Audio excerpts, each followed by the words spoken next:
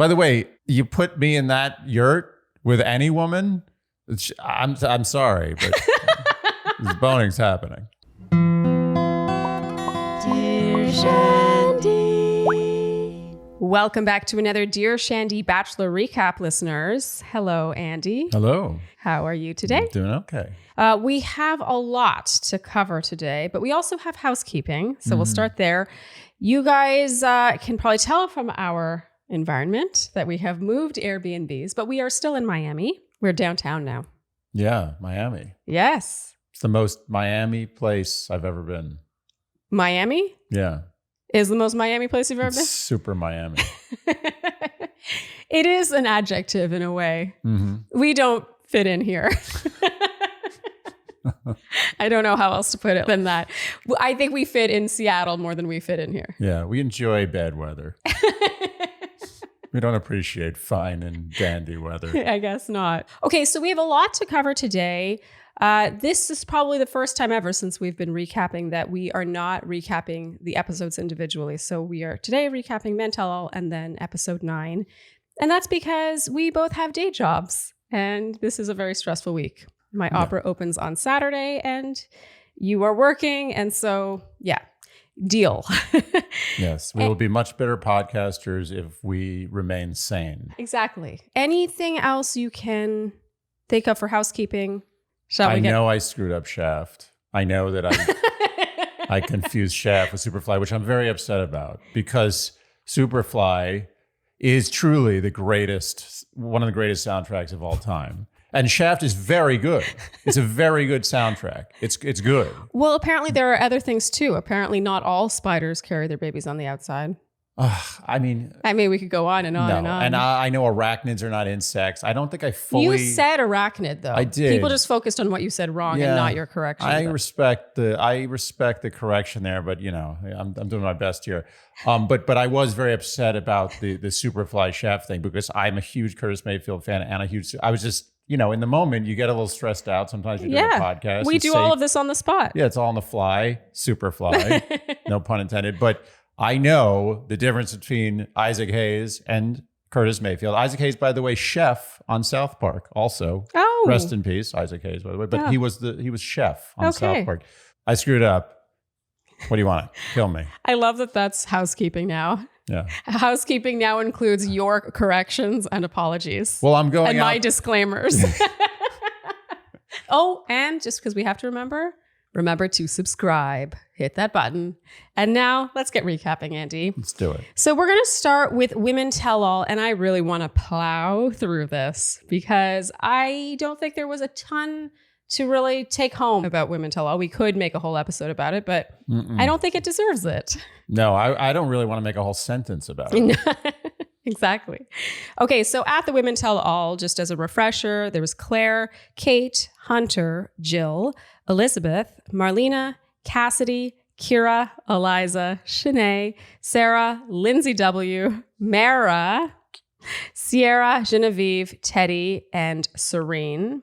I don't think we heard Eliza say a single thing in this. Wow, I was so way off. She was my wild card. I really thought Eliza would be a major player, and how wrong I was. Eliza's an observer. She is, and I like that about her. I like that actually. too. Okay, so we get our obligatory recap of the season, including Claire on night 1 saying she hated Clayton, Cassidy on the first group date, and general excitement among the women about meeting and dating Clayton, and then Shanae always, with different variations on her theme, by the way.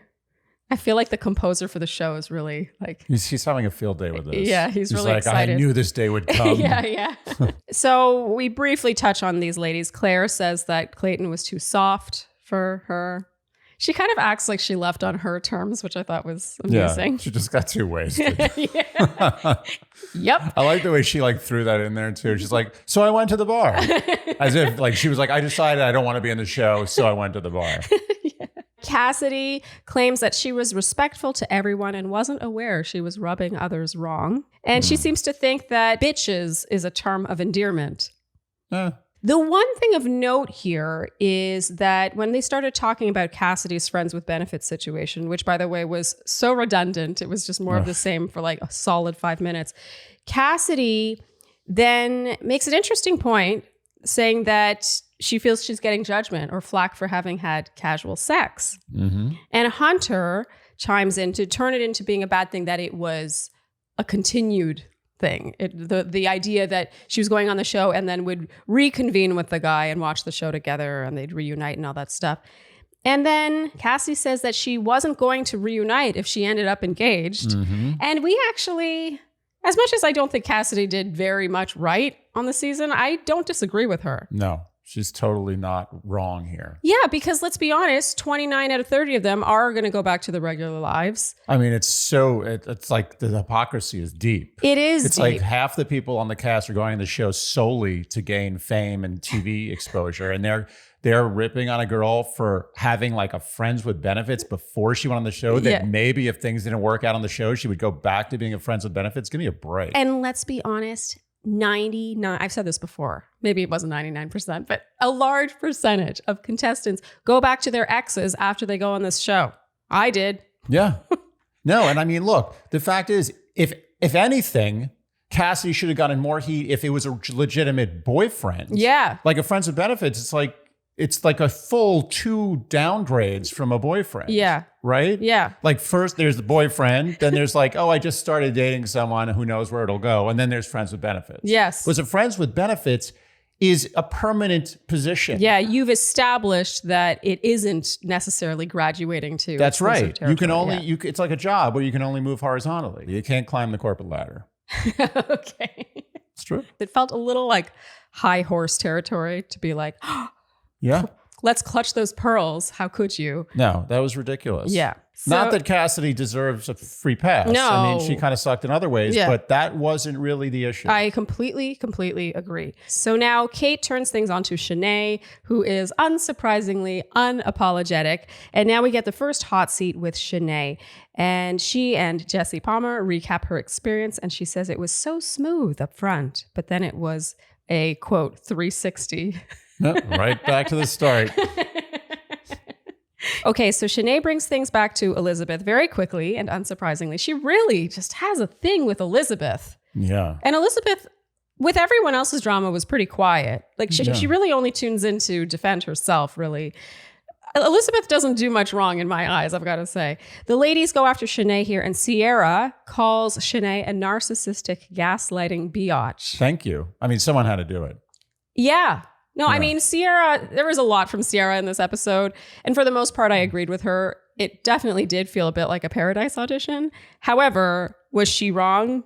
No, someone had to say it. Yeah. Sarah took the role. Yeah. In general, zero self-reflection or remorse or just any kind of feeling of just questioning her own reality. It's never your fault. It's fascinating, isn't it? Yeah. How so many people can have such a problem with you and you can be so self-assured. I am jealous of that self-assuredness. Oh, I'm always jealous of people like that. Anyone who has a mental disorder. Sorry, I can't say that. Should I not say that? I shouldn't say that. I mean, we can keep it in there. People might come after you, but she has issues. Anyone who has a mental block Okay. that allows them to not care about things that I care about all the time, Yeah. I'm jealous of. Yeah, I totally agree. Yeah. I'm the kind of person that stays up at night worried that I offended someone. So Yeah, I'm worried that like I didn't say a nice enough goodbye to some acquaintance I met in the street. I like all night. I'm like, did I do it? Did I do it right? Yeah, it was okay. No, I don't know if it was okay. Yep. Okay, the apology comes up. So her apologizing to the group, and she says she didn't want to, but she did it for Clayton. And the ladies now call her out for fairness because she was going after all of them for being fake. And they're like, was that not fake? It kind of feels like they're trying to reason with someone who cannot be reasoned with. Well, she didn't even give the I'm sorry, but. Like usually you'd get at least an I'm sorry, but, or I'm sorry that you felt that way. Like both of which are better than absolutely nothing. Yeah. Although you can make a case they're worse. But in her case, they'd be better. She didn't even give that. I'm sorry is not in her vocabulary. No. So they're just going after. Even if it's an annoying one that's followed by but. Yeah. Or I'm sorry that you feel that way, that's even the worse. ultimate. There's no sorry worse than I'm sorry you feel that way. That one's the worst. That's basically saying your way of feeling is poor. Yeah. And I'm not sorry. Yeah.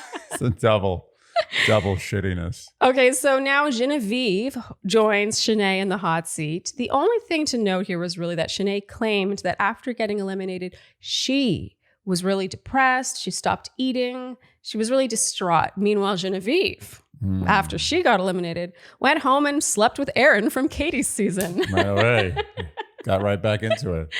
Okay, so Genevieve denies this. I don't think it matters either way. Who cares? Who cares? Who cares? First of it's all, just a matter of time till they all start dating each other. No kidding. And also, it's called a rebound. Everyone does that. It's like you have a bad breakup and then you go rebound off somebody. Yeah, and I mean, to even call it a breakup is very generous. Well, like Genevieve and Clayton broke up. Like, give me a break. They never even had a date. Look, I would have downplayed that. I would have said, first of all, that's not true. Yeah. But second of all, who gives a shit? Yeah. Which kind of is what happened. I mean, everyone was like, what does that have to do with anything? Well, they were focusing more on the I didn't have sex with Aaron. Yeah, it's like, that wasn't the point. Who cares? You can have sex with anyone you want on Bachelor. The fact is, you're probably going to have sex with several people on Bachelor Nation. No? Bachelor is that how Nation. Is that what it's Bachelor Nation? Is Bachelor Nation people who are on the show and people who watch the show? Or is it people who were on the show? I mean, the nation of Bachelor is people who are on the show. Okay. And there's satellite countries around it. They're sort of like city-states. This is something I've always wondered. Yeah. Okay, so Genevieve says that not only did she not have sex with Aaron, but they never even kissed. And meanwhile, Shanae slid into Aaron's DMs. Who's Aaron, by the way? Are you kidding? Oh, Aaron the policeman? Yes, the police chief. Aaron.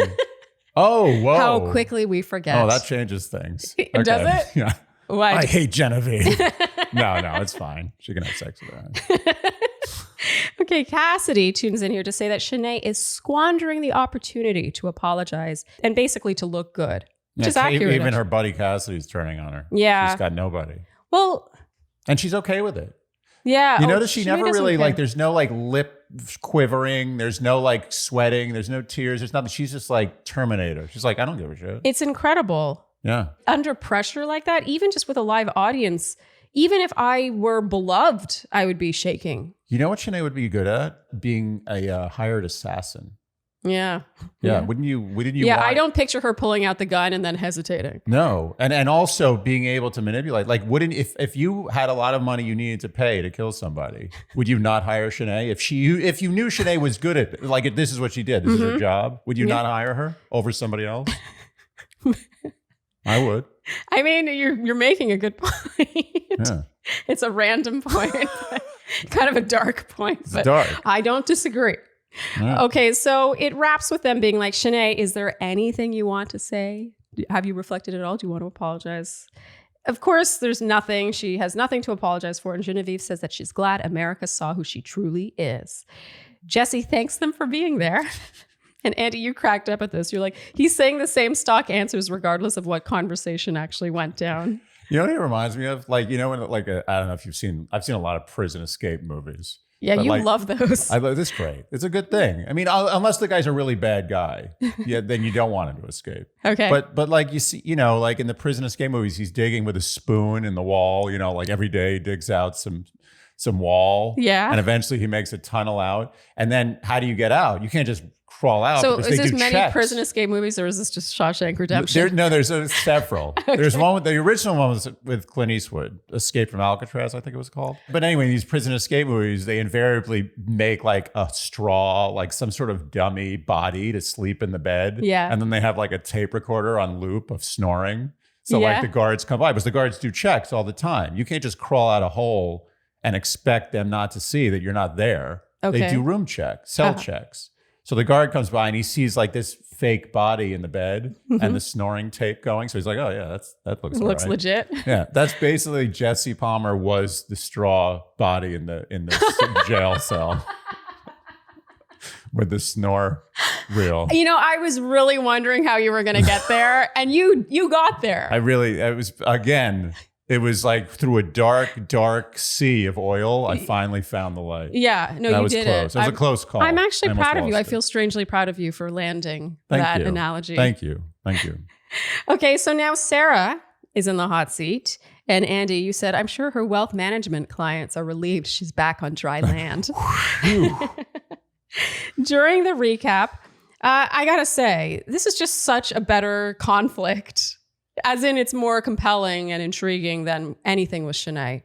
I just don't want to watch someone like Shanae. Like I don't want to reward her bad behavior with so much airtime. Meanwhile, the stuff with Sarah, it's so much more intricate and just beneath the surface. And it's like, who do we believe? Like, did Sarah really not know what she was doing? And unsurprisingly, she denies everything. She says that overall, she's sad about how things went downhill. There was so much potential in her relationship, and it was never her intention to make anyone feel insecure. Do we believe her? I don't believe her. I mean, there's no wrong answer. You look like you're worried you're going to get the answer wrong. This is the thing. I don't believe that wasn't deep down her intention, but I also believe that it's possible that's just her way and she didn't even know she was doing it.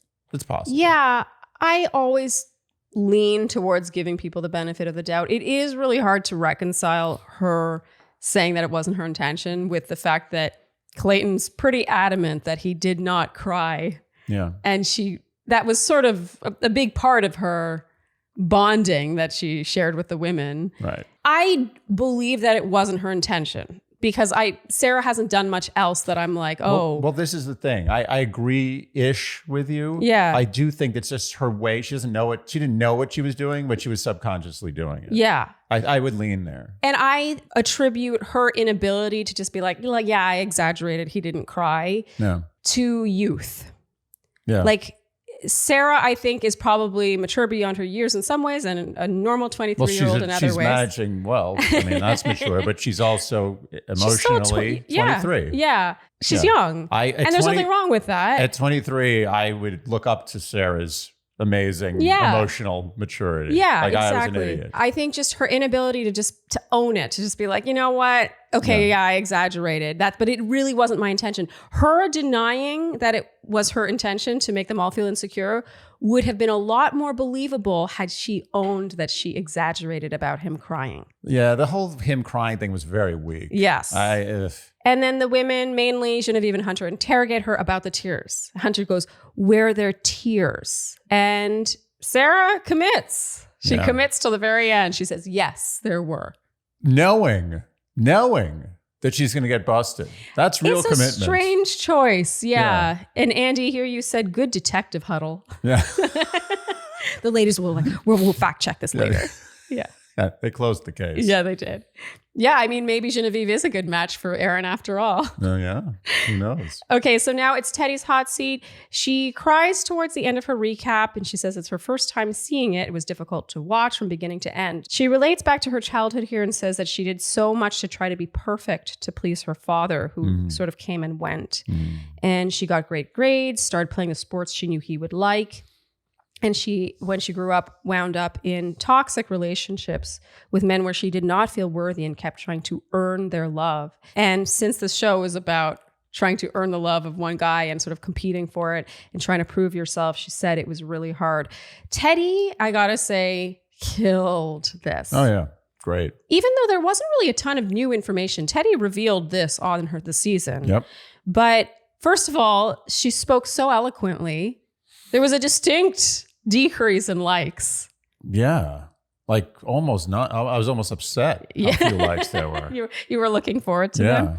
She was just so well spoken and she seemed humble and at the same time confident. And I like Teddi more than I've ever liked her before by far in the women tell. Yeah, I agree. Like I actually was like, oh, Teddi's all right. Yeah, we saw some of her personality, but at the same time, she didn't seem like a different person than she was on the show. Teddi says that getting the first impression rose in some ways made the experience harder because it made her lows feel lower. And I think that's absolutely true. Mm-hmm. Because if you're not a first impression rose recipient who ends up making it really, really far and has that constant upwards trajectory, then it does feel like if you didn't get that group date rose or you didn't get a one-on-one by a certain week, that it does feel like you're falling short, you're failing. Yeah. You had that first impression and yet this, like, what did you do wrong? I would be that person. Oh yeah, 100%. Yeah. I can never go backwards. And you too. We're the same. Yeah. Like you can never, once you get someplace, if you go backwards, it's over. Yeah. It feels like you have failed just by not advancing. Yeah. We're terrible. Yeah. And we learn here now that Clayton's brother slid into Teddi's DMs. And she did not reply because, quote, one Eggert brother was enough for me. That's pretty funny. What was he thinking there? Like, did he pass that by Clayton? Was he like, by the way, I know you're not into Teddi. Mind if I take a swipe? Is sliding into DMs always to hit on? Like when someone says you slide, because I feel like I slide into friendship DMs. Oh, I slide into DMs in a friendship way. You're so innocent. So sweet. Okay, so this is like Netflix and chill. Sliding into DMs is always, I am interested in you romantically. If a straight man slides into a straight woman's DMs, yeah, who he doesn't know, really, it's a romantic thing. Especially if that said slider into is the brother of the Bachelor whose show she was on. Okay, in general, Teddi killed this, and I wrote, if I gave out Women Tell All MVPs, mine would go to Teddi. I agree. Oh, you agree with me? I do agree. Yeah. I thought she was great. Yeah, she was. Yeah. Okay, so Serene has her hot seat now. I'm going to speed through this because I found it really boring. We get a very boring recap. Very boring. Of her time, more non-emotiveness, including her watching it back. By the way, if Shanae is my assassin, if Shanae gets hurt or killed in the process, Serene's my backup. I agree with that. Mm-hmm. And not because I think she's a killer or a psycho. No, it's because she's so poker faced. Yeah, like if your job is to kill people, she's like, I got to do this. It's my job. Yeah. I'm not saying she's a bad person, but that being said, she could do it well. She says she pushed herself in her relationship with Clayton because it felt right and it was time to break down her walls. She said she didn't want to filter herself and she wanted to make sure that he knew where she was at. This is like where that tape, the snoring tape, it's like play. Yeah. Everything out of Serene's mouth sounds so ready for this show. It sounds like, it sounds like a notebook. Like, what's his name? I forget his name. I'm glad I forget his name. But the guy that had a notebook, I'm not saying Serene's that person because I do think no, his name isn't Josh. It's a good guess though. His name totally should be He could Josh. totally be named Josh. Yeah. But just that idea of like there being 10 to 15 things you can say. Yeah. And you saying one of them and it's probably going to end up well. You're going to look good. Yeah. You might not win, but you're going to go far and some people will really love you and their hearts will break when they watch your heart get broken. It just sort of feels like Serene is like going through the motions. Serene could be, I'm not saying a great actress because she doesn't have the range, but she could be a good actress. In general, a boring hot seat from beginning to end. And Andy, you said should have brought some fireflies to the studio audience. Yeah. And a sledgehammer. Finally, Clayton arrives. And when asked how it feels to face all the women again, he says it might sound cliche, but it feels like a dream. And I had to make note of this because, and I know I wasn't in his position. I was not the lead, but whenever I've been asked over the years what that experience was like returning back to the real world, I've always said it feels like a dream. Yeah. I would imagine. Yeah, it feels like it happened in some other realm. And yeah, you got to know these people, but at the same time, did it happen? And right off the bat, he says he was far from perfect and wishes he had done things differently, but he had the best of intentions. I actually agree with all of that. Yeah. Sierra confronts him about not listening to so many of the women regarding Shanae. He simply says he did what he thought was best, but he was wrong. I again agree. I agree. Yeah. Sierra says he's confusing love with lust and that he's not ready for a real relationship. Sierra's really coming on strong here. Yeah, I think she's overstepping a little bit on that comment. Well, it's funny. I look at this through a different lens after seeing episode 9. Yeah. The love and lust thing. Yeah. But she just seems to have something to say about everything, even when it does not involve her. And I get that she's defending her friends and that's nice. Yeah. But I wrote Sierra's Paradise audition is looking very strong. Very strong indeed. Yeah. Lindsay W. says he should just own having had a stronger connection with Shanae than the others, and he doesn't argue with this. Mm-hmm. I feel a little bad for him because he can't be like, the producers made me do it. It's not fair. Which is clear, like it's an elephant in the room. It's not fair. I really firmly think that he wanted to get rid of Shanae sooner. I agree. It's not fair. Yeah. He's screwed. They probably are like, here's an extra 10 grand. Don't say anything about that. No, it's He's not. He's like, give me 20. Give me 20. You got to give me 20. Trust me, he doesn't get any extra money. It's ridiculous. Yeah. He's under contract to never reveal that. Yeah.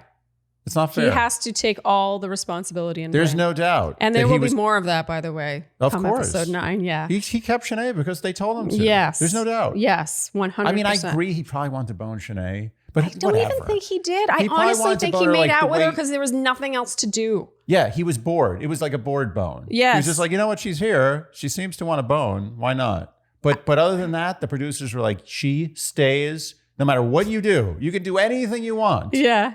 You know what? You can pull a full Colton. I don't care. Yeah. Just don't let Shanae go right now. Yeah. I mean, I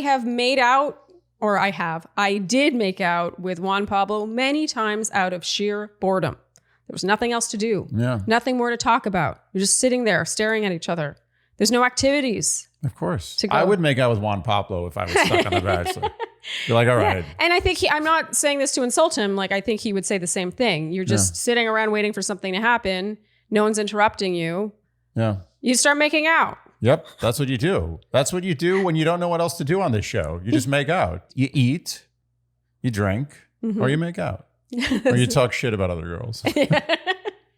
Okay, so Clayton to Shanae, he says that he believed her and he feels that she manipulated him and the other women. And he says trusting her and believing her was the worst thing he could have done. And all the women nod in agreement. Layup. Yeah. To Sarah, Clayton says that he felt she was playing a game for her benefit and it put him in a bad place mentally where he started to worry several women were also doing that. That's interesting. Mm-hmm. Mm-hmm. I think people underestimate how much the lead can get in their own head about everything. Like the idea of people playing him.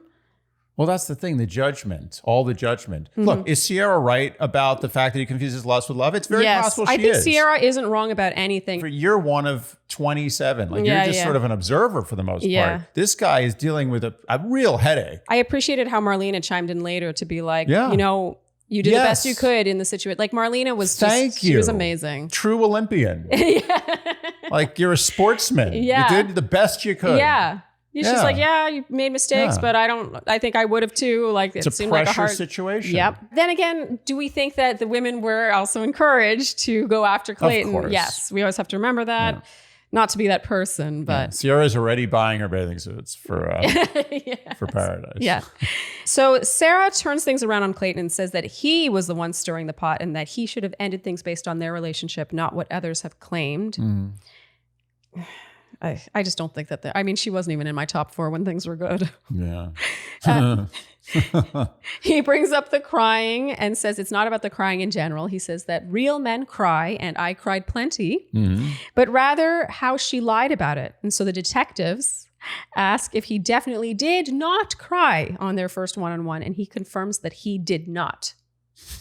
I mean, Genevieve makes a good detective. And now your point is really ringing true. Her and Aaron might be a good match. Except Aaron's not a good detective. He's just a mean, nasty detective. Yeah, he's a corrupt detective. He's the kind of guy who gets people in prison for like planting drugs on them. Now, Genevieve's a respectable detective. She's too good for him. Yeah. Okay, Sarah, caught in her lie, says it feels ridiculous to talk about crying or not crying. No. Oh, yeah. No. Yeah. Now it does. And they all shed tears on camera and it's not applicable anymore.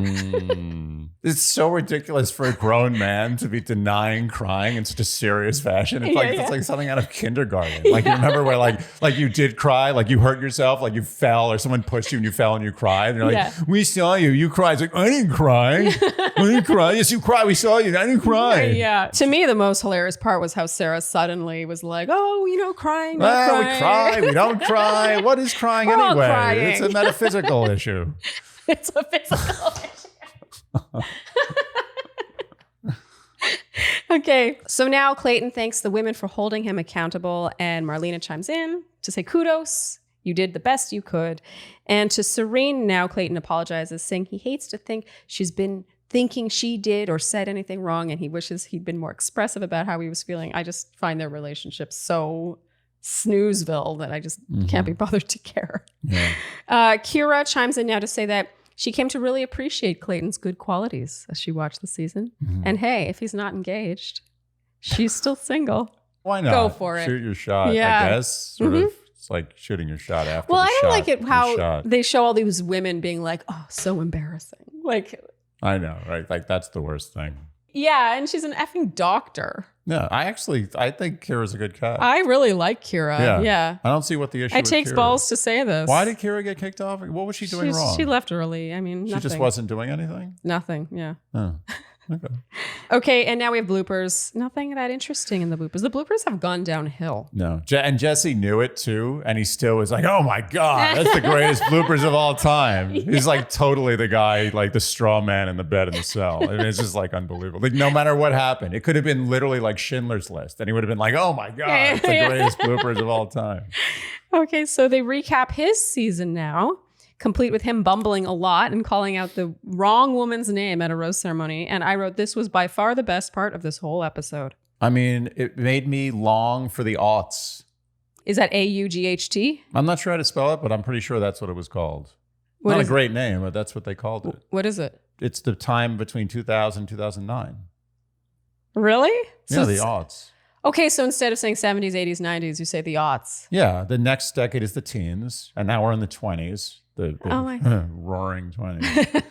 But yeah. Okay, I didn't know that. But anyway, maybe about nostalgic. It was so like everyone's more endearing and like truly vulnerable. Yeah. Yeah. And I genuinely believe that he called out the wrong lady's name and it wasn't like, oh, we'll plant this thing where he mixes up her name. I enjoyed this. Yeah, I did too. Yeah. Best part of the entire Women Tell All. The recap of the host season from 2000, whatever. Okay, so Jesse now asks Clayton about having fallen in love with 3 women. And he confirms and says he didn't think it was possible. Sierra interrupts Jesse now. It's like, excuse me, gentlemen. It's like, I'm not done yet. To say the women are all very close. And who is Clayton to subject the women to this terrible behavior of his? Clayton says he's learning from his mistakes. And Teddi simply says she hopes he's okay. I gotta be honest, I didn't see this kind of ire from Sierra against Clayton on the season. She seemed like... No, I think now that we've seen episode 9 and clearly she's friends with the ladies. Yeah. And we'll get to that. We'll get to episode 9. Yeah, I mean, there's look, a lot to unpack like, there. I respect that there's a spokesperson for the group, but like she was very... I think the moment Clayton lost Sierra as an ally was when he sent her home and kept Shanae. After that apology. I mean, for sure, yeah. Yeah. Okay, and now we have a preview for the rest of the season. And of course, we get those clips of Clayton telling each woman he's in love with them or falling in love with them, in case we weren't sure. And then we get the credits with the ladies at a group date spying an armadillo. And Andy, you were jealous. I'm sad to think that I won't see an armadillo in real life. I have faith that you will. Ever. You will. One day, you think? Yeah. It's funny. They were all like freaked out. And I was like, if Andy were there, you'd run up and try to pet it. Oh my God. Are you kidding? Yeah, it was very cute. I would pick it up and I would kiss it. I wonder if it would allow that. Do you want to make a bet? I bet that... What are we betting? The bet is that I will die before I see an armadillo in real life. I do not want to make that bet. What's wrong with you? It's an easy bet. $5? No, you can easily remedy this. We can find a way for you to see an armadillo. Okay. Okay. All right, good. Good. Okay. All right, I like this plan. Okay. And I'm pretty sure that group date was in Houston. I think there were a lot of armadillos in Texas. Are there? Do you actually know? I'm going out there. Armadillos in Texas. Yeah, let us know, certain. Texans. Can I win this bet and save myself $5? No, to earn myself $5 if we go to Texas and find Andy an armadillo. I'm down. Well, Andy, are you feeling centered, relaxed? My feels is good. You're FEAL-ing good these days. Yeah, nice. Yeah, and I've been sleeping all right, despite feeling kind of overwhelmed and stressed. And of course, we were talking about Feels. So in case you are new around here, Feels is a premium CBD company that produces both oil and mints. I love the variety there. Oh, yeah. I really do think that CBD helps with sleeplessness, anxiety. Yeah. Centering, just general, like putting you in the right place. Yeah. It's hard to explain. Sometimes when I feel like a little like on edge, I'll take one of their mints. They're super handy. I have them in my purse over there. And I feel like this sense of like...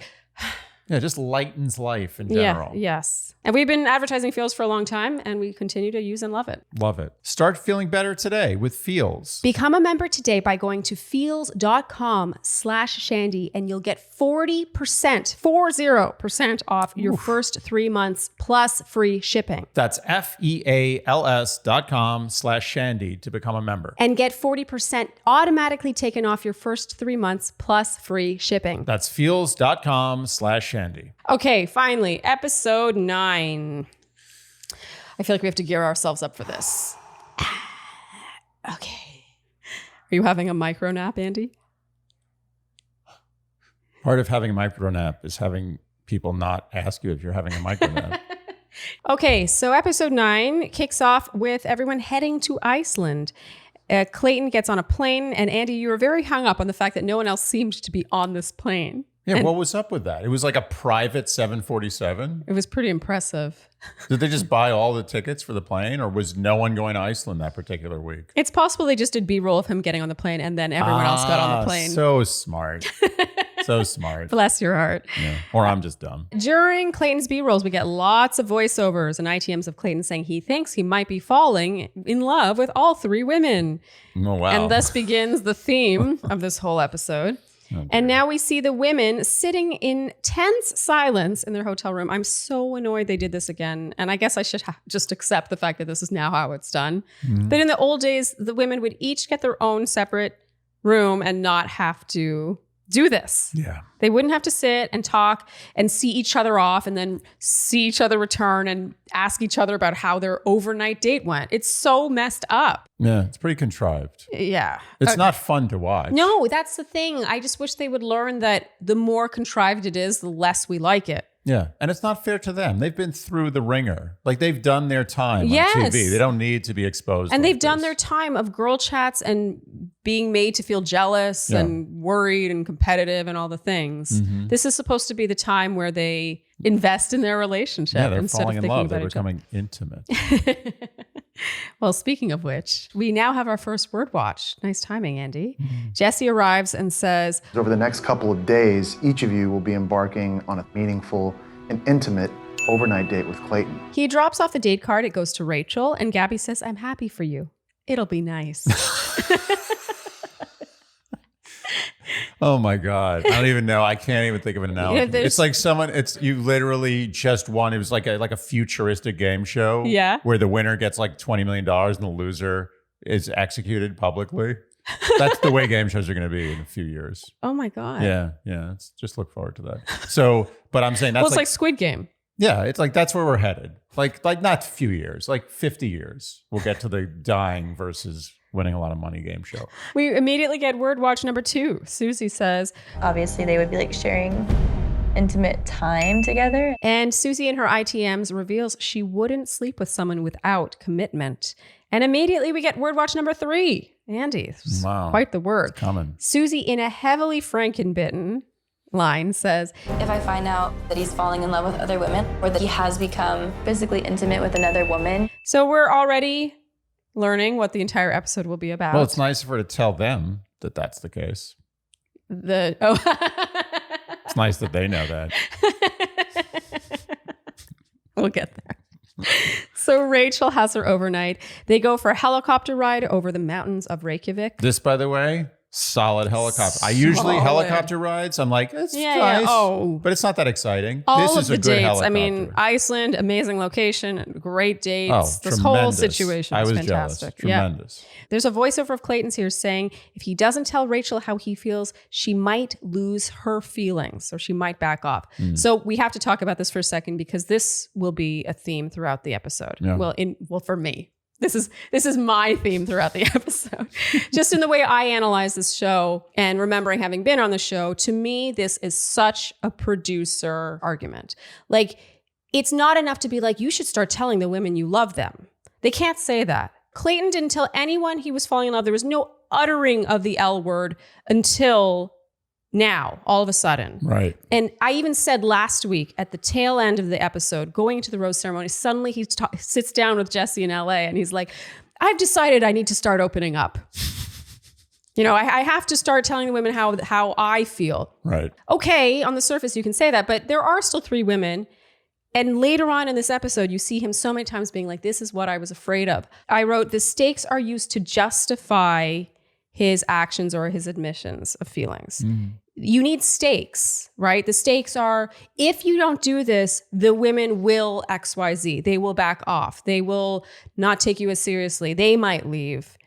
He needs to feel that fire burning under his ass in order to do what they want him to do. And so that's what they've done here. Yeah, I think he misconstrued that as like he has to just tell everybody that things are amazing. Well, I'm sure he was encouraged to. And yes, of course. Should he have done that? No. And it's easy to sit on our sofas and be like, I would never do that. Right. But if you have a team of professionals convincing you that you better, if you want to see these relationships through, you'd better tell them how you feel. And, you can deal with the consequences later. I am not defending Clayton, and it's going to sound like I am, but I've been in a mild version of what he's going through. And I know how they twist your arguments against you. In the casting process, I was in a room with a team of producers, and I was asked what people's first impressions of me were when they first met me. And generally, before someone gets to know me, I just know from experience that they generally think I'm either a snob, because I'm a little socially awkward and don't really know what to say, or that I'm dumb, because there is, I think it's less so now, but there's generally an assumption that if you are all dressed up or whatever, that, you probably don't have a ton going on upstairs. Full disclosure, in the 90 seconds between when I saw you and when we spoke, I didn't feel that differently from what you just said. Okay, there you go. Yeah. So I'm used to this. And then I was asked, so between those two, which do you think you are? And I was like, I don't think I'm either. You just asked me what people's first impressions of me are. Like, and then of course you start to get defensive. You're like, I'm neither of those things. I don't think I'm dumb, and I don't think I'm a snob. And they're like, but if you had to choose, which of those two things would you say you are? And I was like, I don't think I'm either. And this went around for a couple of minutes until finally it's like, but you have to say one. Just which one? Which one would you say you are? And I was like, I don't think I'm dumb. So I guess if I had to pick one, I'm closer to being a snob. And they're like, okay, so what are you snobby about? And I'm like, how did I get into this situation where like you're slowly defending yourself against? It's like an interrogation. It's like you got the guy in there for 13 hours. He hasn't eaten. He hasn't gone to the bathroom. He hasn't had any water. Yeah. And they're like, did you kill this guy? Like, okay, fine, I killed him. Yeah. Okay, how did you kill him? Oh my God. Yeah, I can just very clearly imagine Clayton being like, I'm not telling anyone the L word. I don't want to do it. I don't want to do it. I don't want to do it. And then them being like, but if you don't do it, this is what's going to start to happen. The ladies are not going to have faith in the relationship. They're not going to stick around. They're not going to see it through. They're going to pull away. Would I love to see a world in which he defies that and still doesn't do it? Sure. But I think it's easier said than done. That's all. Mm-hmm. Yeah. Anyway. Wow, The Bachelor. It's like a real, it's almost Squid Game level psychological torture. It kind of is. Yeah. I mean, not to the point where people are dying. It's short of Squid Game. Anyway, my main purpose in pointing this out is because it does come back as a sort of leitmotif throughout the episode, in my opinion. So just put a pin in that, in his defining why he's telling the women he loves them. Because if he doesn't, he might lose them. They might lose their feelings for him. So the helicopter lands, they proceed to make out, and Andy, you laughed here. You said lots of sightseeing they're doing. They ride a lift down into a volcano, and here they talk about her hometown and how great it went, and she asks if he has any reservations, and he says no, and they make out. There's a voiceover of Rachel's here saying she needs more from him. So this is tying in perfectly with what they've told him. And do we not think that her producer is not also saying, don't you feel like you're missing stuff from Clayton? Yep. Do you think that you can continue to keep giving so much if you're getting so little in return? The seeds of doubt. The real issue here is the messed up format of this show. It makes no sense to have one person dating multiple people, but it is their format. And in the older days, the lead did not have to say the L word to anyone. They could hold back. And part of making it to the end was withstanding all the uncertainty. Yep. It was accepted that you did not get all this validation. You just had to believe in what you had and hope you weren't being duped. I'm not saying that that's right. I'm just saying it's the show. All these little lines just fit like puzzle pieces into that initial argument of Clayton's, which of course I believe was fed to him by producers. This is a real essay from me today. Yeah, I'm just sort of sitting back. Just like, well, this is my thesis. I know. I understand what you're doing here. This is the opening. This is the executive summary. Yes. So now we have a girl chat back at the hotel with Gabby and Susie. Gabby says that she would rather Clayton explore his relationships fully and that he chooses her despite all that. Meanwhile, Susie seems to struggle more with this idea. I feel like you could make an argument for either case. Like on one end, you could be like, well, I would hope that my future partner just knows. And he's like not interested in anyone else. And Another side of you could be like, oh, well, I want to make sure he's fully confident and has explored all his options. This is in real life. Yes. I think that but it we're really... not in real life. That's the problem. Yeah. I just think that this really comes down to beliefs. Like, I loved when I met you that you had sowed your wild oats. Mm-hmm. I loved that. Yeah. We'll circle back to all this, obviously, but to me, I think they're both right. Yeah. Yeah. I agree.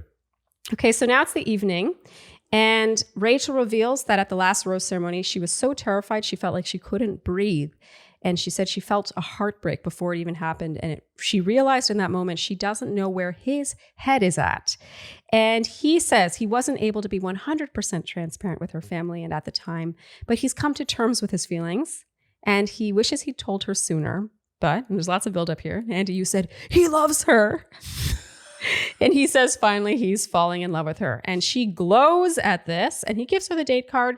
She says he has surpassed every expectation and says yes to the fantasy suite. Mm-hmm. And now we have word watch number 4. Rachel, in a heavily Frankenbitten line, says, I don't think it's a question in either of our minds that we're going to be physically, very intimate. And I just have to pick this apart, the Frankenbiting here. I don't think it's a question in either of our minds that we're going to be physically, very intimate. Like, we get it. Okay, they're having sex. It just feels like everything about this episode, every bit of editing. Yeah. Is this different from other seasons? It's extreme. It's how, like, other seasons, they also do this. Yeah. Technically, the fantasy suite is supposed to be the private time where they could just have a conversation. That's true. It's not very fantastical, a conversation, but, it's sweet. It's what? It's sweet. It's just not fantasy. To imagine that they just talk all night? No, I mean, it's sweet, like SUITE. Yeah, it's also sweet. I'm saying it's more sweet than fantasy to just have a conversation. Just like that one went. Just like sawed my joke in half. Like literally, there's like just sawing a person in half. Sorry. At the suite, yes. They feed each other chocolate cake. And Andy, you said, what's interesting about the fantasy suite is it's the first time you see them eating together, which in and of itself is intimate. Yes. It's true. Yep. Okay, so it's the next morning. Andy, you said, oh, we didn't get to see anything.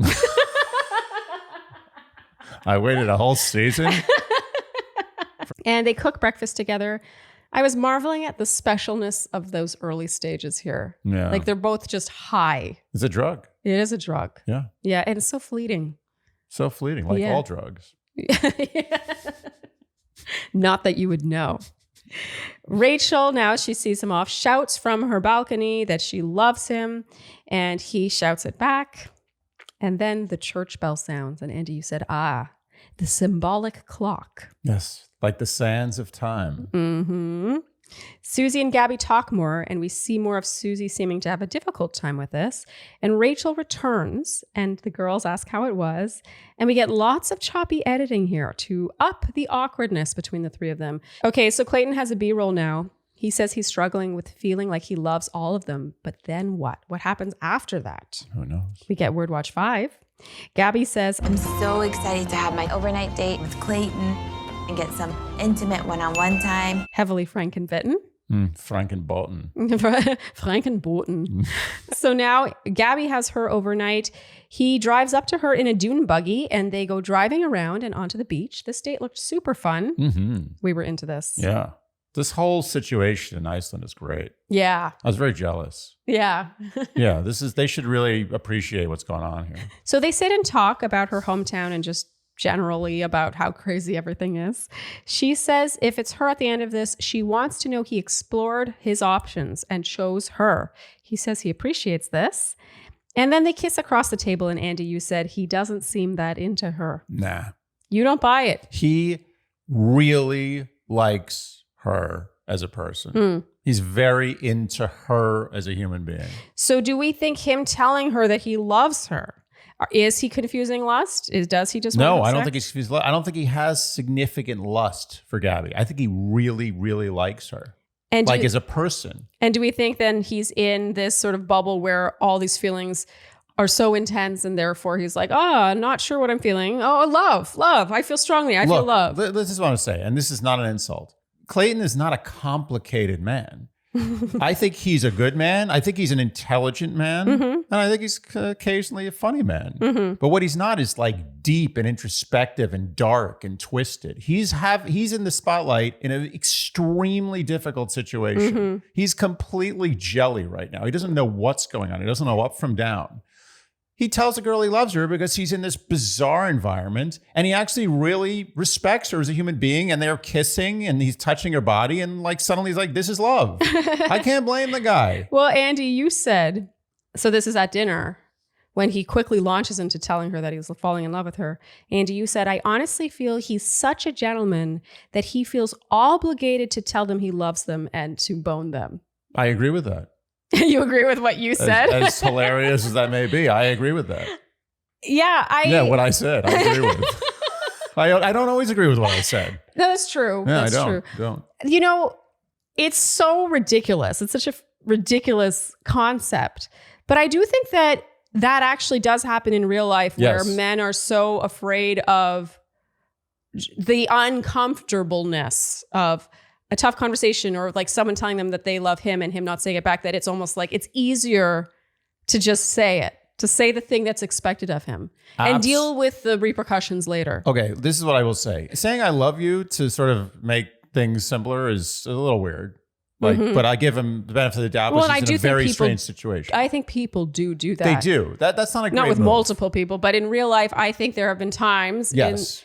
You know what? I've done this. Ooh, a guy once told me he felt he loved me.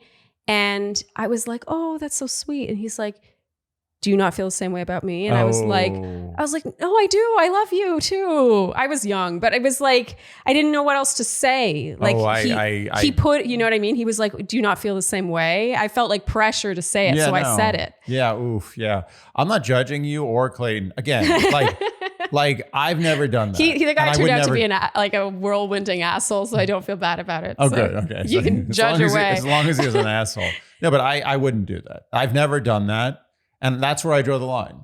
Like I would never, if someone who I did not love and knew I didn't love told me they loved me, I would not say it back, period. Yeah. Never have done that, never would. But I have, and I know that many people have boned just to make life simpler. No, seriously. I mean, that's the thing that happens. Yeah. Like there have been many times where I'm like, I don't want to bone, but I should do this because I feel like a dick if I don't. So you've had sex with girls because you felt like it would be rude not to. Correct. I am Jesus Christ.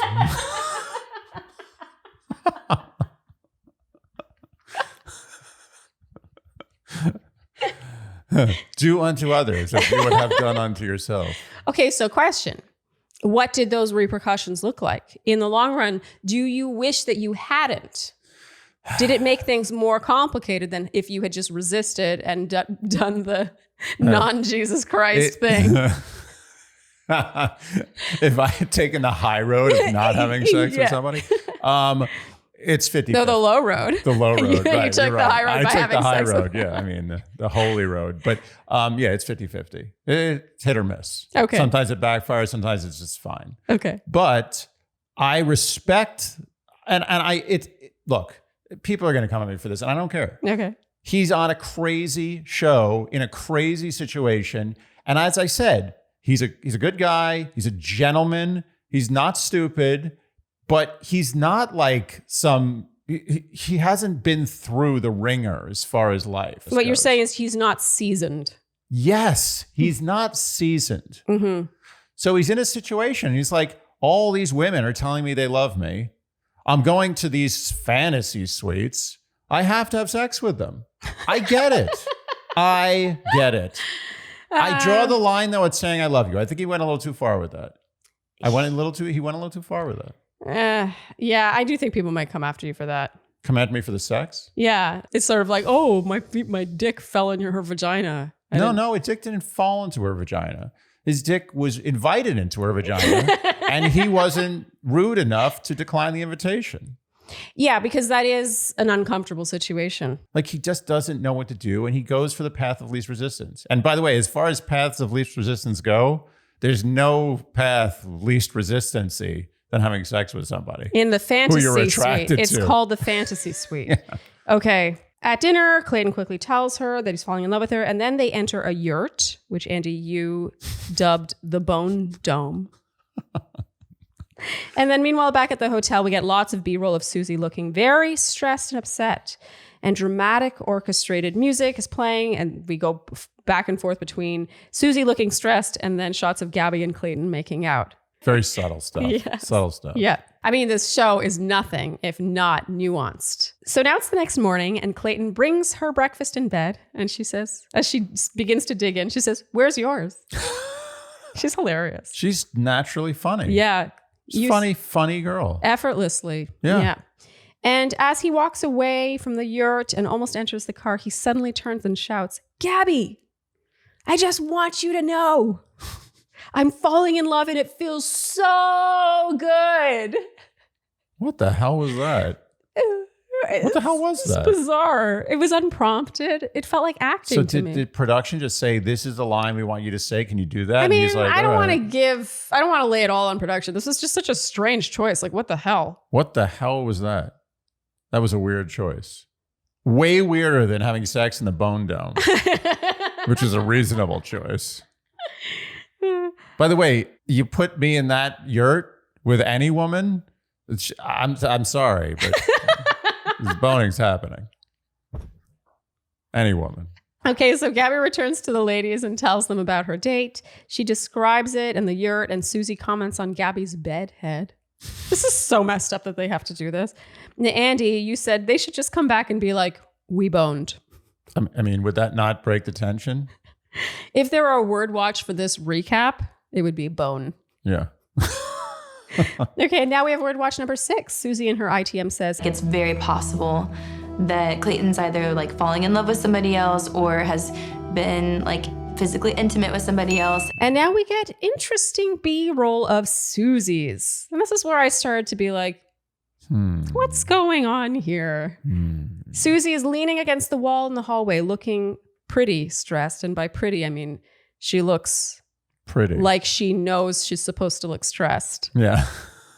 Like you can look stressed and then you can look stressed. Yeah. They're like, and action. It just felt fishy and kind of staged and planned. I It's like, agree. Susie, are you having a hard time? Let's head to the hallway and we're going to get real close. We're going to be able to see your pores Yeah. and we want you to look stressed. No, I think they probably took multiple takes. They're probably like, "No, that's inquisitive. We want stressed. No, that's angry. Stressed." Meanwhile, Clayton is super stressed out and he cries in his ITM about not wanting to hurt anybody. Mm-hmm. Okay, so Too now late it's for that. Yeah. So now it's Susie's overnight, and there's a voiceover of Clayton's, heavily frankenbitten, where he says, "I now realize I've told 2 women I'm in love with them. I also know that I could feel that way with Susie." It's like, okay. I love how they keep like catching us up on the episode we're currently watching. Yeah, exactly. In case you forgot. Okay, so it's super blustery out and it's hailing. And as she stumbles towards him, he jokes, "Do the jump." It's like, Love the no, little not meta a time stuff. for jumping. And she's like, "No." Yeah. He takes her to a hot spring and they go from hot to cold to hot to cold. Mm-hmm. It's And good. Healthy for you. It's good for the lymphatic system. really? Yeah. Huh. I think so. That's what someone told me once. I believe them. That's all it took. That's it. One third-party source. I'm good for life. And then they go to a scrub room where they exfoliate each other. That's nice. And then make out in the shower. And then they chat and then go swim some more in a hot spring under a waterfall. Everything is peachy. Oof. It's good stuff. Peachy, peachy. Yeah. And now it's time for the evening. I feel like we have to gear ourselves up once again. Boy, you're going to take heat for this. This is one of those things you can't not take heat for. Yeah, I feel like no matter what Nothing. we say, we're going to get heat. The only way you don't take heat is if you skip this because you had an emergency. Yeah. Like we got to go. There's a fire drill. But we're That's not the only we're way. not cowards, Andy. We're going to No. face the heat. We're going to face the heat. Not that I actually think we have the majority opinion on this. But there's always an argument to be made for the other side. We have chosen this business. Yeah. And this is the part where we take heat. Yeah. Okay. So Clayton once again cuts to the chase and says he realized at her hometown that he was falling in love with her. And he's no longer falling in love with her, but he's in love with her. Andy?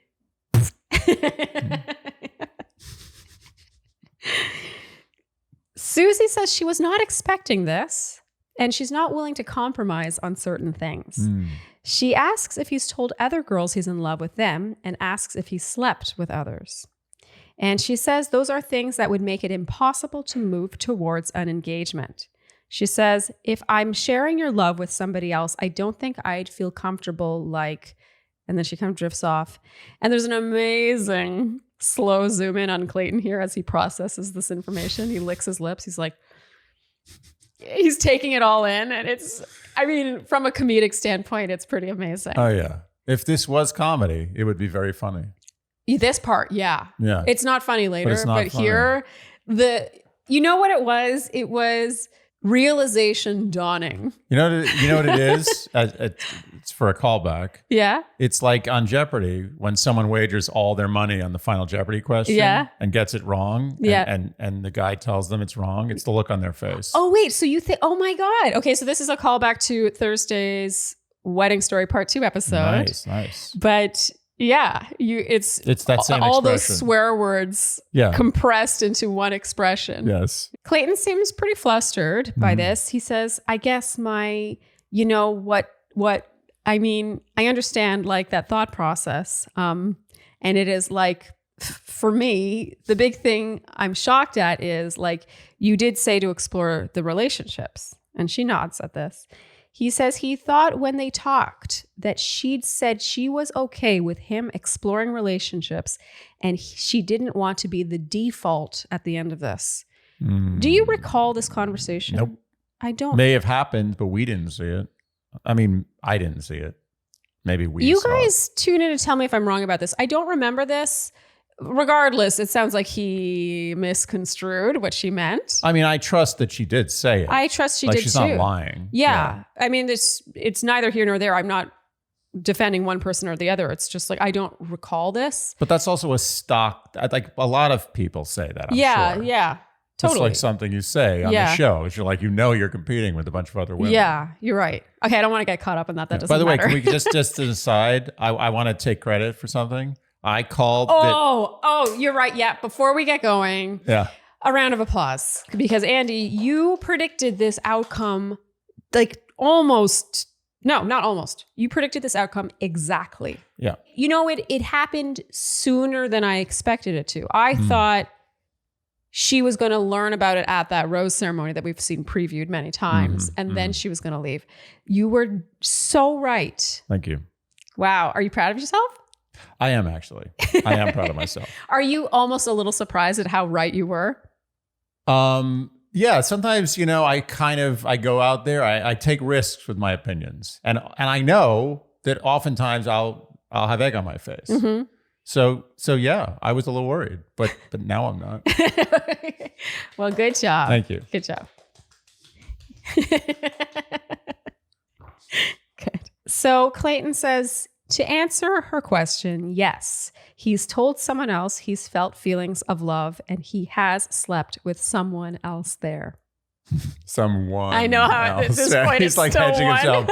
He's like, it's the truth, but also not the whole truth. She says she would not feel comfortable moving forward. And Clayton says coming into it, he didn't expect to fall in love with multiple women. But what he can say is it's different feelings for different people. It's different loves. With her, he feels way different than he feels for somebody else. And he promises it's very special what they share. You know what? Honestly, No, I know what he's saying. Yeah. There are women that I don't date anymore that I still love. Yeah, I love my ex-fiance. Yeah. I would say to her, even though it would be weird, I would say, I love you. Yeah. No, and I'm totally fine with that because I know it is so different. Yeah. I love It's my a little mom. different that this is all happening at the same time and it's simultaneous. Yes, it's totally different Yeah. and it's worse. But I love a lot of women. Yeah. But you're my love. You are my number one love. We're once again getting hung up on the wrong thing here. So he says that it's different. I love you. I swear. I love you so much. Because Susie says if he has an inkling of a feeling of, I hope it's Susie, she would hope he'd protect her. And she says that may be cutting his experience short, but she didn't want to ask him to do that. She just hopes that would have been his action. Clayton says he hopes she can see that everything they've been through is so real and authentic, and he doesn't want to give up and walk away from them because of that. He says to hear her say she doesn't think she can move forward, it's the worst thing he could hear. He says he feels very strong feelings for her and that right now he's the most in love with her. The most in love. As ridiculous as that sounds, it's similar to like, you're my best friend as opposed to my second best friend or my third best friend. Is that a callback? Another callback it's another to our wedding? callback. Yeah, I'm doing a lot of callbacks. But it's true.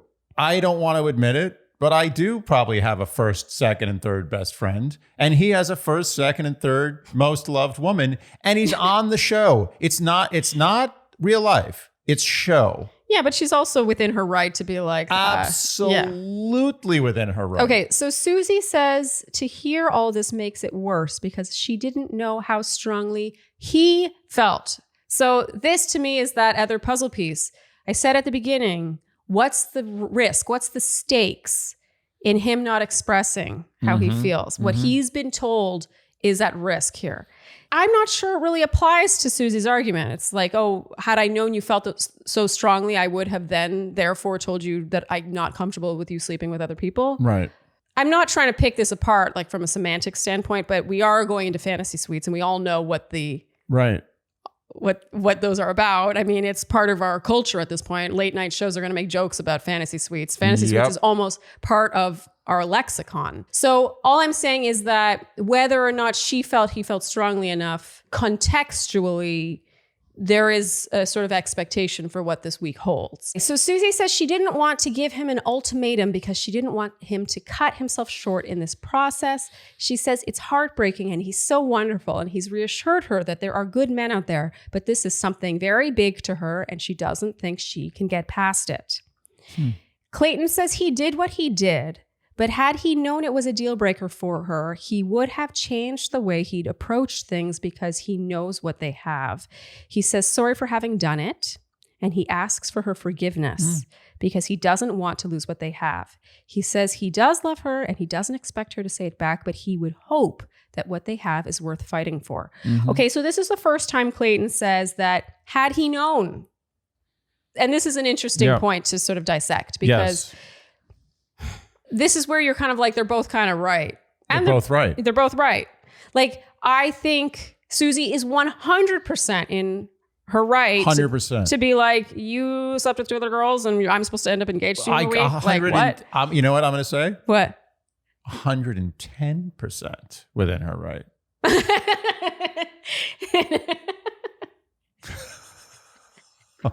Just go with 1,000. Okay, 1,000%. It doesn't have the same impact from me. From other people. Right. From me, 110% is serious the percent. Shandies know how much you think Susie's within her right. That's a serious percent. Yes, it's true.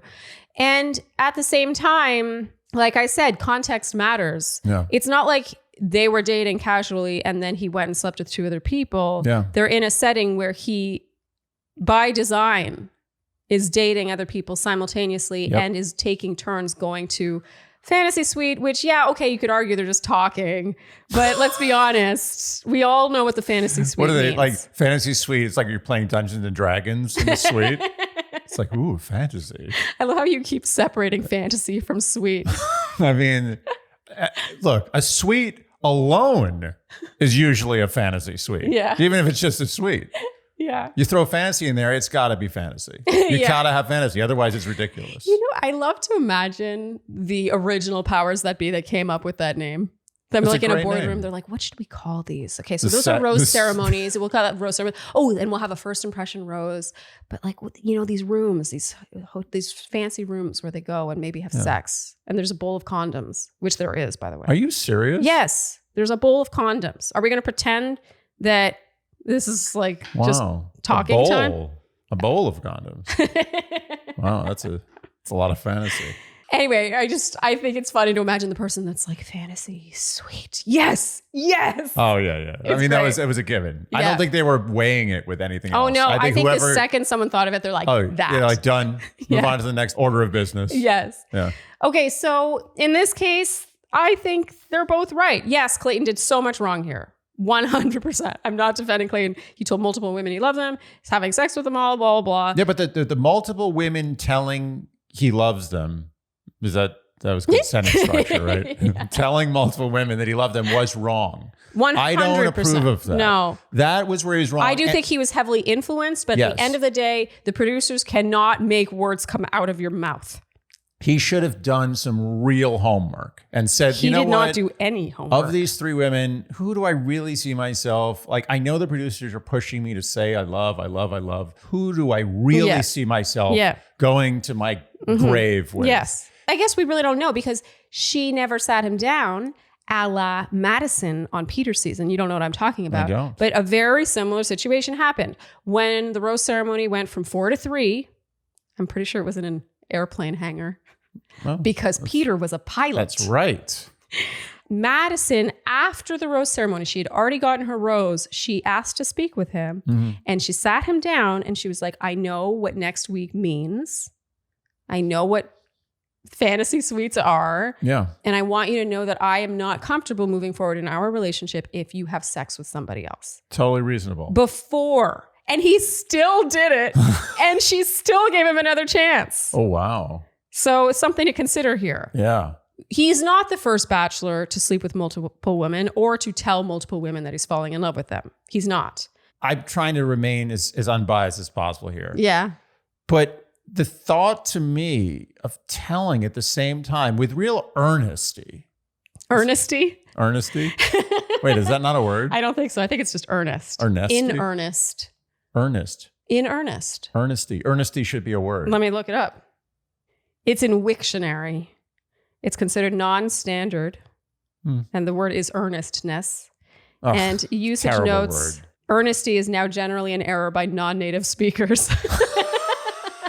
I know I speak English good. No, but are you kidding? Earnestness versus earnesty? It's earnestness. Earnestness? Are you kidding me? That's better than earnesty? So say he said it earnestly. Ooh, is that a word? Yes. Earnestly. Yeah. That's what I should have said. Yeah. Nice. Okay. Let's pretend this never happened. Okay. So, take 2. I don't even remember what I was talking about. Something about Clayton loving women. Okay, so, I remember now. Yeah, something about Clayton telling 3 women he loves them. That's pretty much what his season should be called. Yes. Clayton telling a lot of women he loves them. Yeah.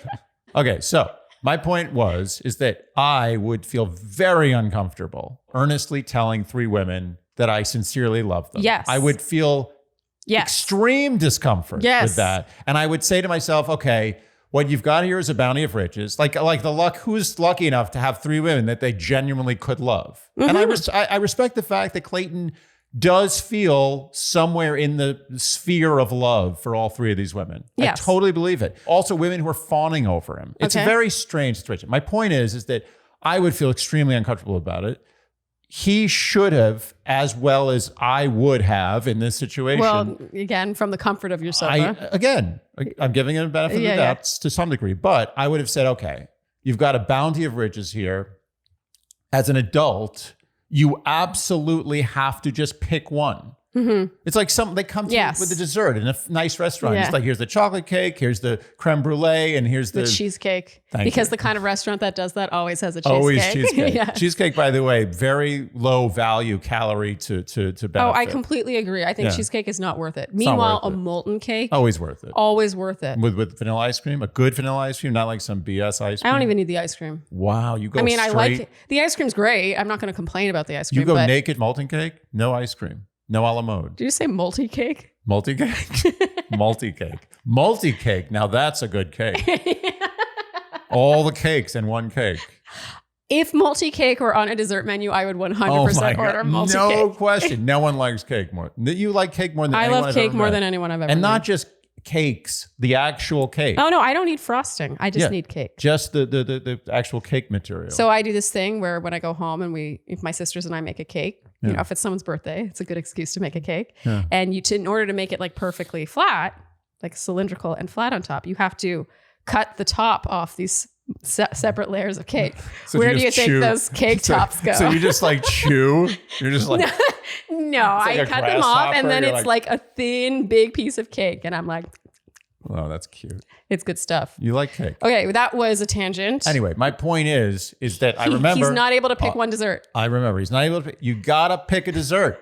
And he wasn't able to do that. Can I ask a very dumb question? Okay. And maybe I'm forgetting the history of the show. But what happened if they said, I love you, and he was like, I don't really love you, to two of them? Then it's just left. Or no. Let's say he just doesn't say anything back. He's Yeah, not he like- doesn't say anything back. He's like, oh, that's nice. Yeah. Thanks Yeah. for that. What happens to the show? Then we know that whoever he said I love you to is winning. There's no show. There's no final episode. Well, that's why I think they shouldn't say it to anyone. Yes, it should be a rule. Yes. It's so easy. But this is why Make the it a rule. producers are breaking their own rule, because they can't have him say it to one person because it then breaks the show. You know who's going to win before they win. Right. So they encourage the lead, especially the first person to ever do this was Ben Higgins. And it was a massive success. Oh, so He they told always... JoJo and Lauren B that he was falling in love with them. And it had never been done before. Yeah. No Bachelor had ever told multiple women this. So they both each thought they were winning, and they put tons of weight on having heard this word. And of course, it is the L word. There is weight to be put on it. But my point being, I think producers were like, oh, You know what the we problem should do this is? more often. The problem is production is always chasing the shiniest thing. Mm-hmm. And what you end up with is a show of all shiny things. No one wants that. Yeah, but they're like fake shiny. That's what I'm saying. Yeah. It's not what it seems. It's just a bunch of, it's like going to like Disney's version of anything. Stuck that landing, Andy. Nailed it. Okay, so we have to get back to Clayton saying he would have done things differently had he known. And this is, you could argue that he would. Mm-hmm. Did Peter? No. Nope. Still won. Sorry? Still got what he wanted. Oh, he didn't. He ended up with Madison kind of, but then they broke up. But that's irrelevant. It's only what happens in the show that counts. Anyway, my point is communication's important. It is. And if it is a deal breaker for you. She dropped a pop quiz on Clayton. Well, that's and the he thing. failed. She was testing him. Yeah. Assuming this is all authentic, we're taking it all at face value. It would be a little frustrating if you were the one being tested. It would be more respectful to Clayton to say, look, this is a red line for me. Yeah. Okay, so Susie says she didn't want to share his heart or his love, and he says he would have been able to close that off, but it still feels like she'd need somebody who would have thought through that. Sort of suggesting he didn't think it through. Mm-hmm. And do we think he did? I don't think so. No, he didn't do much thinking. Not a lot of thinking. Yeah, no, he was thinking with his other head. Yeah. Clayton in the yurt. He was thinking with his yurt head. It's a sweet yurt. Oh, it was beautiful. I wanted to be in that yurt. Yeah. With you. Thanks. Clayton starts to get upset now. Things start to get heated. He says a relationship isn't easy and you go through these challenging times because what you have is special. Mm-hmm. She says she hears him and feels terrible in general, but she doesn't know if she can get through this. He says it's worth it to him to spend another 7 hours talking through everything. I think that by that he meant like we can go to the fantasy suite and just talk regardless. Whoa, easy. Go easy there. I've seen the word so much, it's now like implanted. And so many comments are very upset. Technically a word. Just saying. Regardless, his point is, can we talk through it, try to solve it? Mm-hmm, and Andy, here you said he wouldn't be doing this if he wasn't planning on picking her. Yep, 100%. So we have to talk about this for a second. This was a little like freaky for us because we were 100% sure that Rachel was his favorite. And here he's telling Susie to her face that he loves her the most. Mm-hmm. And had he known, he would have done things differently with the other women. I have two thoughts. And he's really fighting for it. If he wasn't going to pick her and she's this upset about this, there's a case to be made that he would have been like, okay, like I'm hurt and I wish I had known, but this is not a bad place to end things. I have 3 thoughts on this. Okay. Number 1, I think that this shows definitely that he was going to pick Susie. Why is he fighting this hard? Why is he so upset? He was legitimately upset. By the way, this is the first time we've seen Clayton legitimately upset. He Not goes, sad or conflicted or he's he becomes upset. pissed. This is emotional. This is as emotional as Clayton gets, right? So he's upset. He's like fighting for his life here. That's number one. So I think that he was going to pick her. But the question then becomes, was he going to pick her before this happened? Or is he now going to pick her because she's kind of walking out the door, and you always love them as they're walking out the door. He wants her more now that he's not sure he can have her. She's more luxurious. Yeah. The third thing is, and I'm going to sort of toot my own horn here, is that Are you making this about you, Andy? I'm making this about me. It always comes back to me. 360. 360. I think truly that Susie knew she was going to be Bachelorette. Ooh, yeah, we talked about this last night. Let's wait before we get there. But that in general, do you think that changes him planning on picking her or not? It changes the options. board. Yeah, it 100% changes the chessboard. Yes. Okay, we get Word Watch 7 here. Susie says, I couldn't have imagined like a scenario in which like you become physically intimate with any other person. So basically she's saying, I shouldn't have had to say anything because I couldn't even imagine a scenario where you would do that. And by the way, just as another aside, the same way that Clayton may be more into her after she's essentially walking out the door. Yeah. Psychologically speaking, not to disrespect Susie in any way, but there's a very good chance that on average, a human being, whether it's a woman or a man, would be more engaged if in the first few weeks of us dating, you told me, you're like, listen, I told some guy I loved him and I also slept with him. I would have wanted you 50% more. And that's just expressing that I'm human, and humans have a tendency towards weakness in these kind of moments. Yes. And that would be weakness, but that's a normal reaction. Yeah. I don't want you less. I'm like, that's anger. I would want you more. I would fight for you harder, or be angry, want him in anger, like almost be like, why did you do this? Let's make this better. Well, and so it's funny you say that. That was really more so the emotion we got from Madison on Peter's season. Okay. It was more this like, and again, she had given him a heads up.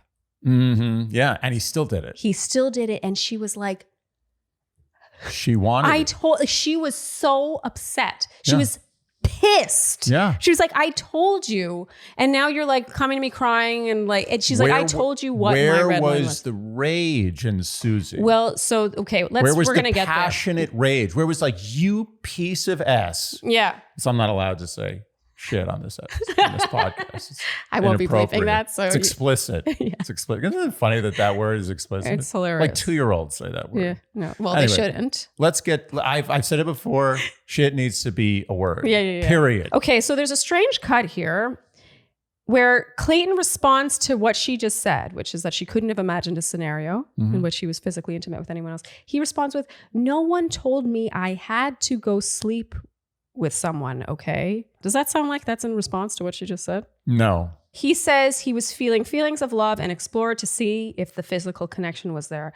I wrote, does this not feel like it wasn't in response to what she'd said? It feels like there was a discussion about producers and production in my mind. I agree. I think that from here on out, there's actually a lot of stuff left out. And the two main things I think are left out are discussion about producers, maybe puppeteering him, and him feeling that Susie is strategizing for Bachelorette. And that, in my mind, fuels a lot of his rage towards her. Yes, I agree. Because it's not just, oh, I failed you and you're going to leave me so easily over that, but rather I feel duped.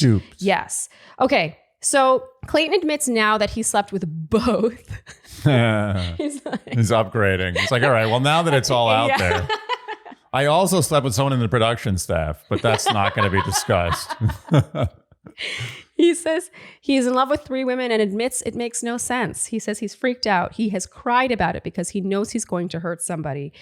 She says she's been rationalizing all week and she cannot envision a scenario in which those are true. I'm not really sure what she meant by this because, like I said, I felt a lot of this got kind of cut up where I was sort of like putting the pieces together of what they were talking about. So maybe she thinks it's not possible, it's not true that he could love all 3 women. That's what I'm going to take away from this. Yep. And she doesn't think she can move forward. Clayton says, how can she straight up say it's done after all they've been through? And Susie says she doesn't know and she's very confused and she doesn't know what to think. And then she abruptly leaves and says, I can't. And Clayton is furious.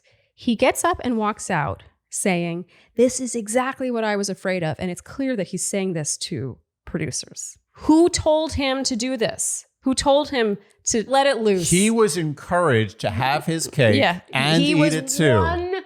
100% encouraged to have his cake and eat it and too. anyone who's encouraged to have their cake and eat it too has their cake and eats it too. So now outside, Clayton chats with Jesse. He seems the most upset that Susie wouldn't have communicated this to him if it was so important to her. I don't think he's wrong in this. Not. Clayton to Jesse says, hopefully Susie comes back and says she thought about it and is open to talking about it. So he still wants to make this work. Yeah. Jesse says, I'm sorry, man. I know you were in love with her. I thought this was an interesting tense usage. Yeah, we're in love with her. Because Clayton, how it was edited is that Clayton just said, I hope it still works out. Meanwhile, Jesse's like, I know you were in love with her. Sorry. Yeah.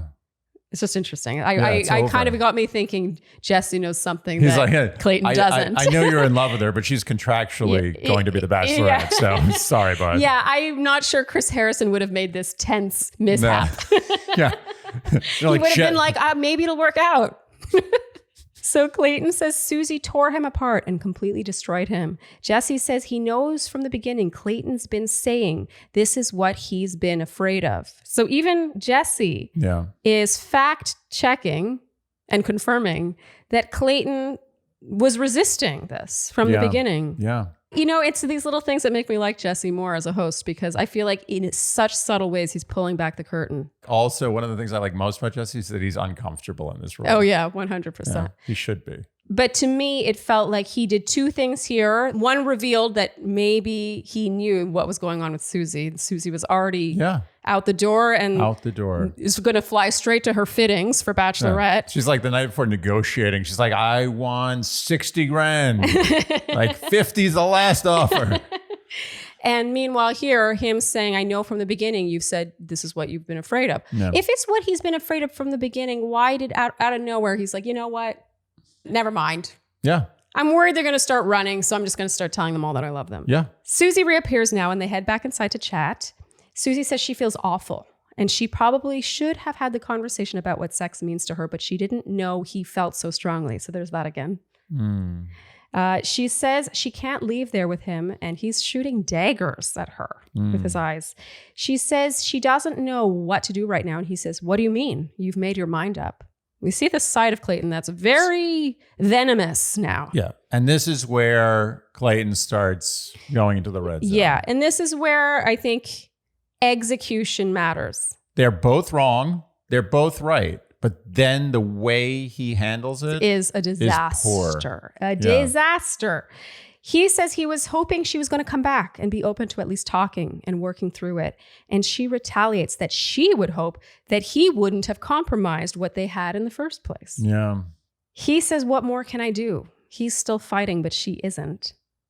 Which is kind of true, actually. Yeah. It feels like she was just like, oh, okay. She's done. Yeah. And she says she feels awful and she feels like she fucked everything up. I thought this was interesting wording because I don't think she does think she fucked everything up. So either he's making her feel like she fucked everything up, which is fucked up, or she is just trying to end things on a like more peaceful note. I think what you're looking for is softening the blow. Everyone's done that, right? Where they know they're wrong. They know they're the one breaking up, but they're like, oh, I'm an idiot. It's not you, it's me. It's like a not you, it's me situation. Yeah, no, it's true. Yeah. So he continues to give her the death glare. I'm convinced he thinks she's aiming for Bachelorette with this look. Yeah. His anger is just on another level. You could argue this is how he is when he gets angry, but just some of the things he seems to accuse her of, he seems upset that she's not more upset. Yep. Can't you see how upset I am? Why don't you seem more upset? You are doing something else here. There's something else at play. I'm annoyed about this. This Yeah, is me an too. unpopular opinion. I bet you this is going to be an unpopular opinion, Yeah. and I know we're right. And it makes me very upset because we're going to take so much heat for this. Do you think so? I don't know.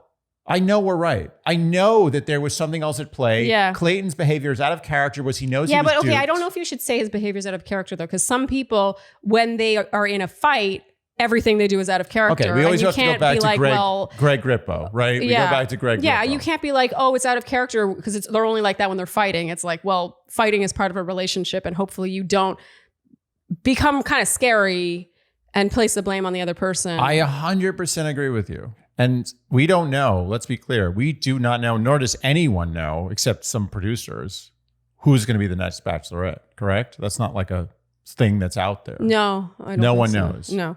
I mean, it's between Gabby and Susie. But we know Susie's going to be the Bachelorette. I mean, I can't even imagine a world in which she's not. Yeah. So this has to play a role. People have to include this in their analysis of the Yeah, situation. I agree. I completely agree because historically and traditionally, it always happens, the next lead comes from that season.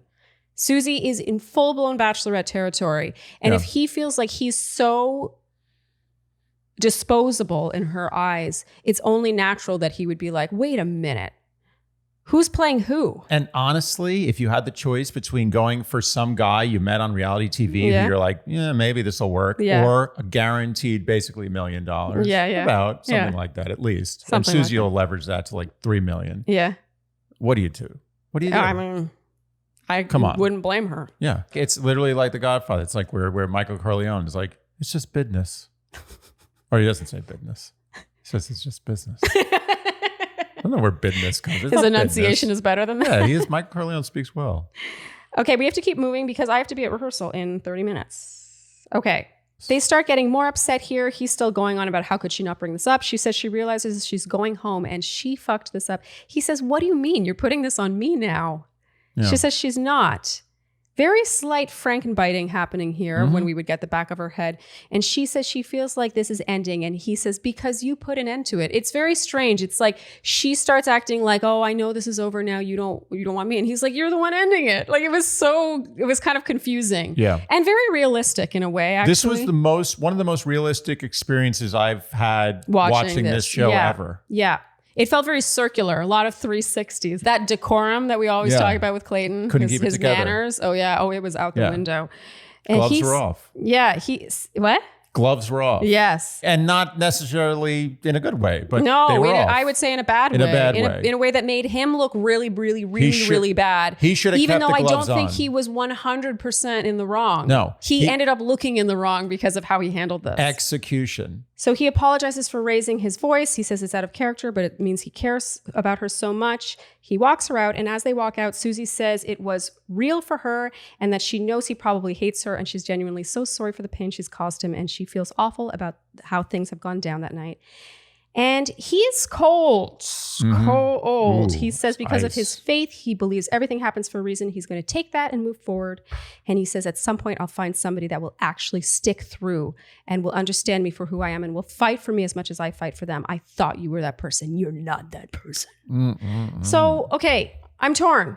Because at one hand, it feels like he's playing victim here. Yeah, Like, that's the you wrong slept call. with 2 other people. Yep. Like, that's why she's upset. Yeah, no. 2 sleeping with peoples don't make it right. Yeah. But on the other hand, he's not a mind reader. No. And being in a relationship means communicating your deal breakers, your Yes. needs. Yep. And you could argue that shouldn't have to be something you should need to communicate. Like I should not have to tell you to not sleep with other people. But then to that, you could argue that in this context, they're on a show where it's fantasy suites. Are we all really going to pretend that it was not a possibility? Agreed. But ultimately, his execution really... Poor execution. Poor execution. Like, I'm really team Susie. She was gracious till the very end. Yeah. And she, I think, took on too much blame. Yeah, I agree. When she I kept agree. saying, oh, I'm so sorry, it's like... It was uncomfortable for When me he to took- watch her take yeah, that it much was. blame. Yes. It became weird. It became weird. uncomfortable. Because, like you said, he took his gloves off and she continued to just be She could have easily been like, oh, you didn't. Like, she could have really gone crazy on this, but she didn't. Yeah. And so it was very bad. It was a bad ending. They were both wrong. They were both right. And then suddenly at the end, Clayton's execution went totally off the rails. Yes. I really want to talk more about this, but I literally have to leave in 20 minutes. So we're going to move on. Clayton returns to the dinner site. He puts his head in his hands. I had to point out how producers are staying away from him. Mm-hmm. No one's rushing up to him to talk to him. No. What does that tell you? He's pissed at them. Mm-hmm. They're not his friends anymore. No. Okay, so Susie's in the car now. And she says, I just thought he would have had more compassion for me at the end, to be honest. I just thought we would have been better at getting through that conversation kindly. I completely agree with her. I was shocked to see it end this way. Yeah. And you're right. Maybe there is the case to be made here that he really did intend to pick Susie. Yeah. Meanwhile, Clayton is shouting that his heart's not in it anymore. And then we get credits where Gabby and Susie speculate about what Rachel could be doing on her date. And Gabby says, spelunkling. Apparently it's actually called spelunking. Yeah. Spelunking. And I just love that she knew this. It was just a cute little conversation. Okay, we have to keep moving.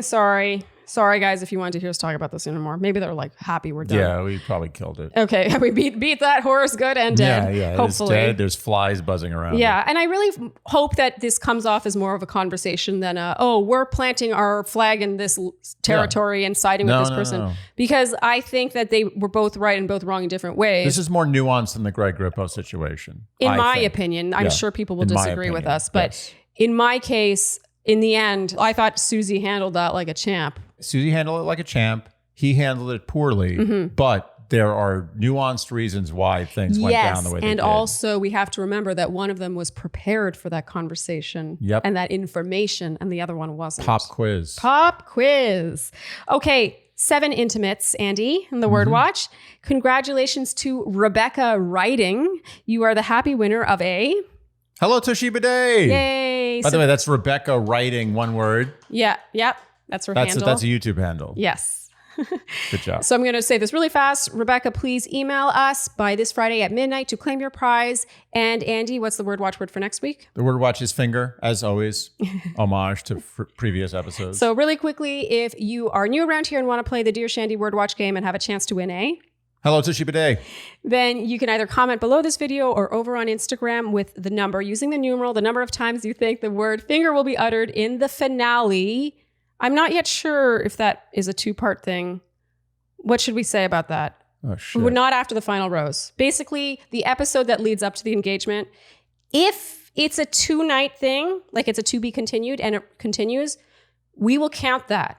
Yeah. So let's say it's 1.5 episodes, we're going to count that. Yep. It's whatever is filmed at that time, but not in the now. So not after the final rose. Yep. And the number of times you think the word finger will be uttered, and either below this YouTube video or over on the Instagram post for this page, and do so by Friday at midnight. Okay, predictions, Andy, real fast. Rachel. I feel like something else is going to happen. I don't know. It feels like, how can he go back from this? How can he go back? Rachel. I don't care. It's Rachel's pick. Rachel's winning. I mean, they seem to have a great thing, but now I'm all torn. But he probably likes her even more now that he realizes that, never mind. I do wonder how Rachel would feel watching this back and hearing that he's told Susie that he loved her the most. Oh, she wouldn't be psyched. She wouldn't be psyched. Exactly. Yeah. So I'm sorry. He's picking Rachel. This is that moment where you learn that a podcaster has 2 jobs, and we're not going to talk about our predictions anymore because of it. He's picking Rachel, or he's picking nobody. Okay. Thank you guys so much for tuning in to Dear Shandy, and we'll see you next time. Okay. Bye-bye. Dear Shandy.